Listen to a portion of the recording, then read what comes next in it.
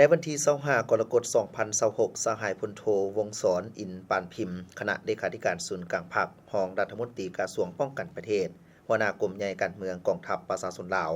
หัวหน้าคณะปฏิบัติงานพิเศษรัฐบาลแห่งสาธารณรัฐประชาธิปไตยประชาชนลาวพร้อมด้วยคณะได้เดินทางเข้าร่วมกองประชุมประจำปีครั้งที่31ระหว่างคณะปฏิบัติงานพิเศษรัฐบาลแห่งสาธารณรัฐประชาธิปไตยประชาชนลาวและรัฐบาลแห่งสาธารณรัฐสังคมนิยมเวียดนามกองประชุมได้จัดขึ้นและอัดลงด้วยผลสำเร็จอันจบงามในตอนเช้าของวันที่27กรกฎาคม2026อยู่นครโฮจิมินห์สาธารณรัฐสังคมนิยมเวียดนามฝ่ายลาวนำโดยสหายพลโทวงศรอินปานพิมพ์คณะเลขาธิการศูนย์กลางพรรครองรัฐมนตรีกระทรวงป้องกันประเทศหัวหน้ากรมใหญ่การเมืองกองทัพหัวหน้าคณะปฏิบัติงานพิเศษรัฐบาลแห่งสาธารณรัฐประชาธิปไตยประชาชนลาวและฝ่ายเวียดนามนำโดยสหายพลโทเหวียนวันเงากรรมการศูนย์กลางพรรครองรัฐมนตรีกระทรวงป้องกันประเทศหัวหน้าคณะปฏิบัติงานพิเศษรัฐบาลแห่งสาธารณรัฐสังคมนิยมเวียดนามกองประชุมครั้งนี้ทั้งสองฝ่ายได้ตีราคาสูงต่อการพัวพันร่วมมือระหว่างลาวเวียดนามในซุ้มปีที่ผ่านมาในนั้นเห็นว่าสายพัวพันมิตรภาพอันยิ่งใหญ่ความสามัคคีพิเศษการร่วมมือรอบด้านและหุ้นส่วนยุทธศาสตร์แตกดอกออกผลเจริญงอกงามขึ้นจากบ่จุจัง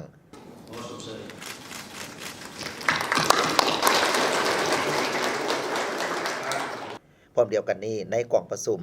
สองฝ่ายได้สรุปตีราคาคืนถึงมากผลแห่งการพัวพันร่วมมือช่วยเหลือซึ่งกันและกันระหว่างคณะปฏิบัติงานพิเศษรัฐบาลลาวและเวียดนามศกปี2025หา2026ด้วยการจัดตั้งพันขยายเนื้อในบทบันทึกกองประชุมครั้งที่30ระหว่างคณะปฏิบัติงานพิเศษรัฐบาลแห่งสาธารณรัฐประชาธิปไตยประชาชนลาวและรัฐบาลแห่งสาธารณรัฐสังคมนิยมเวียดนามซึ่งตลอดศกปีที่ผ่านมาสองฝ่ายได้พร้อมกันปฏิบัติหน้าที่อันสูงส่งที่ภาครัฐและประชาชนสองชาติมอบหมายให้เพื่อซอกหาขุดค้นเคลื่อนย้ายอัฐิทหารอาสาสมัครและเซียวซานเวียดนามที่เสียสละชีวิตในปากสงครามจุลาว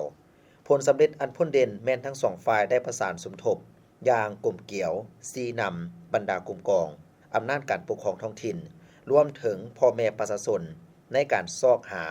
ขุดค้นและเคลื่อนย้ายอัฐิในฤดูแล้งศกปี2025หา2026สามารถขุดค้นได้173อัฐิทั้งได้จัดตั้งพิธีเคลื่อนย้ายมอบหับอย่างสมเกียรติสังรวมแล้วการร่วมมือช่วยเหลือซึ่งกันและกันระหว่างคณะปฏิบัติงานพิเศษรัฐบาลลาวเวียดนามในศกปี2025หา2026แม้นประสบผลสำเร็จอย่างจบงามบรรลุได้ตามระดับคาดหมายที่กองประชุมครั้งที่30ได้วางไว้พร้อมเดียวกันนี้กองประชุมยังได้ปรึกษาหารือและเป็นเอกภาพต่อแผนการร่วมมือปี2026หาปี2027ระหว่างคณะปฏิบัติงานพิเศษรัฐบาลลาวและเวียดนามเพื่อสืบต่อจะตั้งผันขยายเนื้อในบทบันทึกกองประชุมครั้งที่31ให้บรรลุตามระดับคาดหมายที่สองฝ่ายได้วางไว้ฝ่ายลาวพร้อมที่จะสร้างเงื่อนไขเพื่ออำนวยความสะดวกให้แก่หน่วยขุดค้นอัฐิของเวียดนามในการปฏิบัติหน้าที่อยู่ดินแดนของลาวให้ได้รับผลดีด้วยการเคลื่อนไหวสุกยู่ซีนำบรรดากลุ่มกองอำนาจการปกครองท้องถิ่น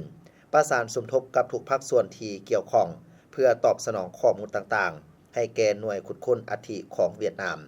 โดยเฉพาะแมนการเปิดขบวนการห้าห้อยวันคืนแต่เดือนมีนาปี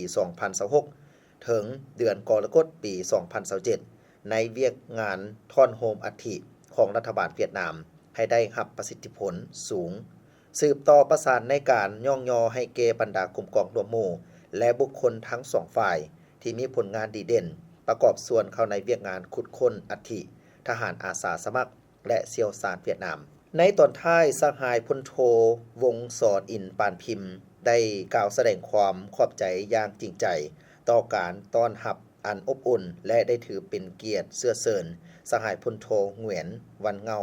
พร้อมด้วยคณะเดินทางเยี่ยมยามและเข้าร่วมกองประชุมครั้งที่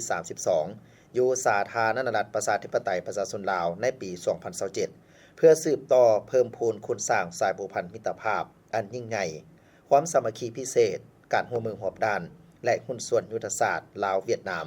ให้มั่นคงทะนงแกนตลอดกาลนานจากนั้นทั้งสองฝ่ายได้พร้อมกันลงนามเซ็นบทบันทึกกองประชุมครั้งที่31ตึมอีก